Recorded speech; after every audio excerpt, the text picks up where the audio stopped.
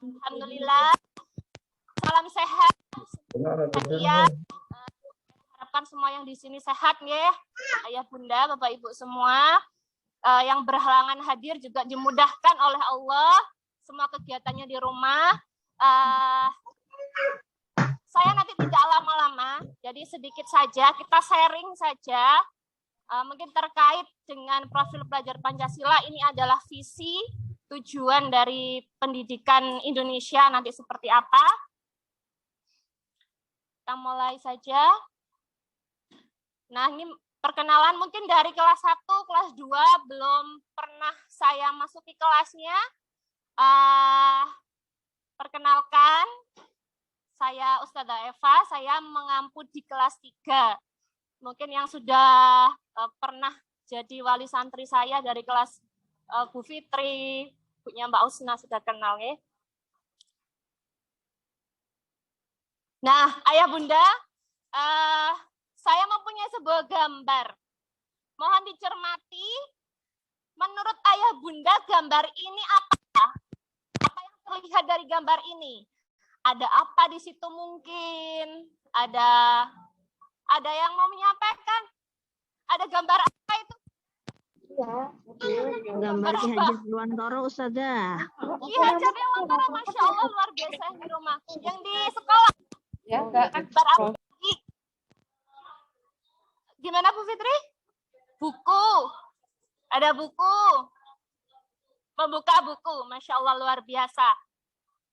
Apa maksud? Ada yang mau menyampaikan?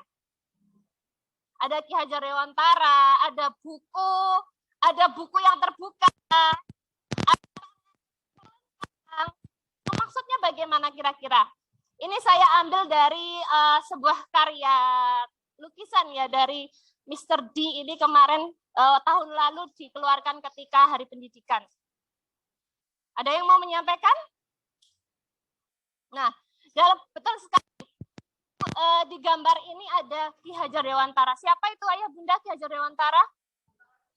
Bapak pendidikan kita, Bapak pendidikan Indonesia. Beliau, Bapak Ki Hajar Dewantara membuka pagar ya di dalam sebuah buku yang terbuka. Ini artinya apa?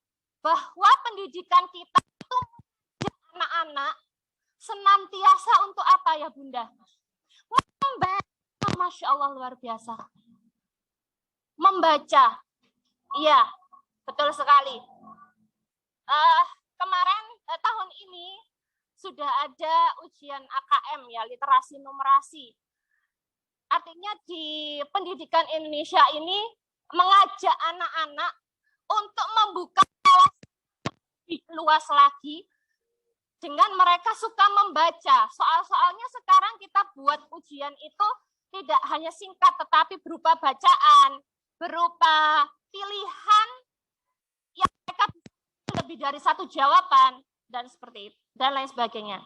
Makanya dari nanti kita tahu tujuan pendidikan, kemudian misinya ayah bunda menyekolahkan anak Anda di sini itu seperti apa. Kemudian mimpinya anak-anak itu keinginannya anak-anak sekolah di sini itu mau apa? Seperti itu. Pendidikan itu apakah berupa prestasi, juara, atau untuk pencapaian kodrat? Nah, mungkin ayah bunda sudah tahu ya kalau prestasi juara, anak-anak dapat nilai bagus, dapat juara, olimpiade, lomba, dan lain sebagainya. Atau kodrat? Kodrat ini adalah sesuatu yang sudah ada di diri anak-anak, yang sudah ada dimiliki anak-anak mulai dari dia lahir sampai nanti dia tumbuh dewasa. Ketika bunda menyekolahkan anak di sini, apakah pastinya sudah mempunyai visi dan misi. Anakku tak sekolahkan di insan mulia iki cek opo. Kan gitu. Ya. Kita harus mengikuti jalan kodratnya anak-anak. Di Indonesia ini ada banyak sosok, contohnya saja Rudi. Rudi di Indonesia ini ada banyak. Rudi Habibie, Rudi Hadi Suwarno, Rudi Khairuddin. Nah, banyak ya bunda. Ketika Rudi Hadi Sudarsono dan Rudi Khairuddin, sama-sama Rudinya. Tetapi kalau Rudi Khairuddin di bidang apa? Di bidang makanan. Ya. Kalau Rudi Hadisuwarno, stylish, rambut, kecantikan dan sebagainya. Itulah kodrat anak-anak itu memiliki perbedaan. Ya, kita harus mengikuti kodratnya sampai dia menemukan impiannya, cita-citanya. Jadi bukan hanya prestasi juara. Betul, bahwa Ki Hajar Dewantara itu menjelaskan bahwa kodrat itu sebenarnya ada dua. Kodrat alam yang tadi sudah saya jelaskan dan kodrat zaman. Kodrat zaman ini di mana anak-anak itu harus mengikuti perkembangan zaman. Bahwa dunia ini terus berputar, terus berjalan. Jadi kalau kita tidak mengikuti perkembangan zaman, kita akan tertinggal. Kita akan jauh tertinggal.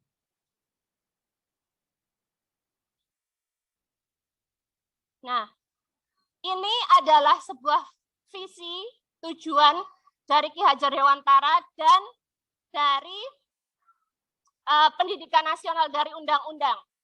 Ya, bahwa Ki Hajar Dewantara itu visinya adalah menuntun segala kodrat yang ada pada anak agar mereka dapat mencapai keselamatan dan kebahagiaan yang setinggi-tingginya, baik sebagai manusia maupun sebagai anggota masyarakat. Sedangkan tujuan pendidikan nasional yang ada di Undang-Undang Pasal 3 disebutkan bahwa pendidikan itu diselenggarakan agar anak-anak itu menjadi manusia yang beriman, bertakwa, berakhlak mulia, sehat, berilmu, cakap, kreatif, mandiri, dan menjadi warga negara yang demokratis dan bertanggung jawab. Nah, dari dua visi tujuan ini terlahirlah tahun 2020 yang digagas oleh Menteri Pendidikan kita, Mas Nadiem, yaitu profil pelajar Pancasila. Di sini ada profilnya, kita baca bersama, kita baca melakukan gerakannya, biar kita sama-sama ingat. Yang pertama, beriman. Beriman itu kira-kira bagaimana gerakannya ya Bunda? Ini ya beriman. Kemudian berkebinekaan global. Bagaimana gerakannya? Seperti ini, boleh. Bergotong royong. Gerakannya. Nah, boleh seperti ini. Terima kasih Bunda. Kemudian kreatif. Gimana kira-kira? Gini, Bu Fitri? Ya, boleh. Bernalar kritis. Dua, boleh. Dan yang terakhir, mandiri. Oke, kita baca bersama-sama dengan semangat dan melakukannya. Oke, harus lebih semangat dari anaknya ini ya. Profil pelajar Pancasila, beriman, berkebinekaan global, bergotong royong, kreatif, bernalar kritis, mandiri. Kurang semangat ini kayaknya suara saya ini cuma satu ya. Harusnya kalah dengan audiens. Coba sekali lagi. Profil pelajar Pancasila, beriman, berkebinekaan global, gotong royong, kreatif, bernalar kritis, mandiri. Masya Allah. Tepuk tangan untuk kita semuanya. Nah, coba sebelumnya, kalau tadi Bunda, apa? Tadi ada yang jawab gotong royong. Apa ini? Berkebinekaan global. Yang ini gotong royong. Yang ini beriman. Yang ini Berpikir yang ini cerdas. yang ini Berpikir bernalar kreatif. kritis. Masya Allah, luar biasa, hebat. Nah, setelah ayah bunda mengetahui profil dari pelajar Pancasila, ini adalah tujuan pendidikan yang akan menciptakan anak dengan 6 karakter tadi. Sebenarnya ini sudah kita laksanakan setiap harinya. Namun sekarang sudah ada hitam di atas putihnya bahwa di RPP, maaf, Di RPP itu harus tercantum 6 karakter ini. Dan kita membuat program-program sekolah juga harus mengacu kepada 6 profil tadi. Nah, mungkin nanti setiap program, jadi seperti contohnya kelas meeting yang akan kita laksanakan besok ini. Nah, itu kami dari kesiswaan juga masukkan 6 profil ini. Mereka akan kreasi bunga, merangkai bunga, kemudian bercerita dan senang.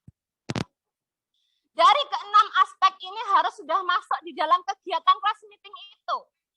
Ya, berkebinekaan global masuk itu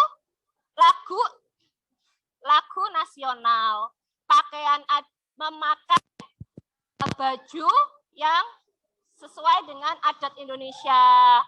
Kemudian mereka bisa mandiri mengerjakan, kreatif, membuat rangkaian bunga. Nah, beriman, di sini mereka bersyukur atas semua yang diberikan Allah berupa bunga yang indah dan lain sebagainya. Jadi kegiatan sekolah itu semuanya mengacu kepada 6 profil ini sesuai dengan tujuan visi dari pendidikan nasional. Kemudian yang selanjutnya visi saya, visi panjenengan semua. Kita harus dari pendidikan nasional, visi dari sekolah, visi Bapak Ibu semua, dan visinya anak-anak. Kalau saya tidak berjalan, ya, atau cuma sekolah menjalankan visi, tidak akan mungkin berhasil, Ayah Bunda. Tidak akan tercapai. Ya, kita semua harus sejalan searah. Visi pendidikan nasional sudah bagus. Tidak akan tercapai juga kalau tidak dari panjenengan semua.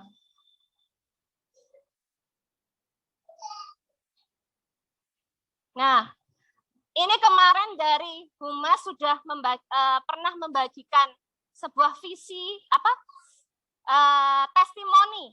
Kenapa Ayah Bunda menyekolahkan di Insan Mulia? Sudah pernah mendapat seperti itu ya? Sudah beberapa sudah ada yang mengirim ke kita. Dan Masya Allah luar biasa, nanti akan saya tampilkan kenapa saya menyekolahkan anak saya di Insan Mulia. Mimpi saya apa terhadap anak-anak saya? Nah, kemarin sudah ada yang menyampaikan, Masya Allah luar biasa. Kemudian saya menginginkan sekolah yang bagaimana. Kemarin juga sudah ada yang masuk ke kami, yang diinginkan sekolah Insan Mulia itu yang seperti apa. Nah, itu monggo disampaikan mawon. Jadi, mimpi-mimpi panjenengan, visi panjenengan terhadap anak-anak dan sekolah kami itu seperti apa. Biar nanti kita searah dan sejalan. Yang ketiga yaitu rencana mau mimpi itu atau visi tadi. Rencananya bagaimana? Apa yang dilakukan seorang guru, ayah bunda semua di rumah, haknya yang dilakukan apa? Kewajibannya apa? Kalau kita menuntut hak, tapi kita diberikan kewajiban, apakah mungkin berjalan semua visi misi itu? Tidak bisa ya bunda. Jadi kita mempunyai rencana dan tindakan yang kita lakukan itu seperti apa. Nah, ini dia saya adalah dua pernyataan dari ayah bunda semua. Ini mungkin orangnya ada di sini, saya juga kurang tahu. Alasan memilih Insan Mulia menurut saya sekolah yang tepat untuk belajar dan beribadah dengan menyenangkan. Salah satu ramah anak serta menanamkan nilai kesederhanaan. Ada ayah bunda yang lain juga menyampaikan, memilih Insan Mulia karena saya berharap anak saya menjadi anak yang ahli Al-Quran, berakhlak mulia, cerdas. Amin. Ya, ini adalah mimpinya ayah bunda semua menyekolahkan insan mulia. Ternyata visi dari sekolah kita, nah itu yang saya tuliskan besar, mewujudkan insan cerdas dan mulia, dunia akhirat, dan pendidikan yang berkualitas sehingga bermanfaat bagi lingkungan. Ternyata visi kita, sekolah, dan bapak ibu semua di rumah itu sejalan. Anak yang cerdas, berakhlak, bermanfaat. Nah, ternyata sudah sejalan. Juga sudah sejalan dengan pendidikan nasional kita. Ya. Nah, ini adalah mimpinya anak-anak ayah bunda. Ini saya ambil dari beberapa anak didik saya. Yang saya tanyakan mimpinya itu apa? Saya bacakan, ya. Ini saya kemarin nangis ayah bunda membaca anak-anak itu mimpinya itu bukan lagi pilot, arsitek. Mimpinya yang pertama adalah aku mau membanggakan orang tua. Mau pergi ke Mekah, Ka'bah, aku harus bekerja keras. Masya Allah ya. Ini adalah mimpinya anak-anak ayah bunda. Dan yang selanjutnya, ini juga mimpi dari salah satu anak insan mulia. Ini ayahnya sedang bekerja di luar kota. Mimpinya adalah dia pengen ketemu ayah, tidur bareng ayah, nonton TV bareng ayah, makan bareng ayah, sholat bareng ayah, jalan-jalan bareng, semua bareng. Mimpinya anak-anak itu sederhana sekali ayah bunda. Sederhana sekali. Jadi bukan lagi mereka ingin jadi presiden, insinyur. Ada juga yang menjawab seperti itu. Tapi pasti mereka, aku ingin jadi insinyur yang soleh. Aku ingin jadi pilot yang hafal Quran. Seperti itu ayah bunda. Itu anak-anaknya panjenengan semua. Mungkin di rumah panjenengan lupa menanyakan hal ini. Jadi nanti monggo silakan ditanyakan ke anak-anak. Jadi kita harus saling, kita harus sejalan antara visi pendidikan nasional, sekolah, orang tua, anak-anak terus sejalan. Kita semua ayo menyelesaikan kurikulum dan ngoyo didik. Tapi anak-anak itu yang diinginkan hanya apa? Ketemu ayah. Ketemu ayah. Bukan hal yang lain. Bareng bersama ayah bundanya, belajar bersama ayah bundanya. Itu yang diinginkan anak-anak. Jadi waktu itu memang penting ayah bunda kita sempatkan sebentar untuk kita meluangkan waktu menanyakan ke anak-anak keinginan mereka itu apa. Seperti itu. Nah, ayah bunda, di situ ada sebuah gambar. Ini gambar apa? Filosofi dari belajar. Di sini saya ibaratkan anak-anak itu seekor burung yang dia berada di sangkar pohon dan dia berkeinginan untuk terbang tinggi ke langit. Ketika dia keluar dari sangkarnya, naik ke atas, tidak ayah bunda. Dia itu akan turun ke bawah dulu, ancang-ancang dulu, baru dia akan atas. Inilah gambaran anak-anak kita. Jadi terima mungkin anak-anak didik kita sekarang nilainya masih kurang, atau mungkin di rumah dia masih ada hal-hal yang mungkin jadi jengkel ke kita. Itu adalah proses ayah bunda. Proses di mana mereka akan terbang tinggi. Apakah mungkin mereka masih berada di burung yang kedua, atau burung yang ketiga, atau yang keempat? Dia sudah berada di yang terakhir. Dia sudah di titik akan dia mencapai puncaknya. Jadi kita harus mengikuti irama kodratnya anak-anak. Jadi jangan dipaksa. Ya.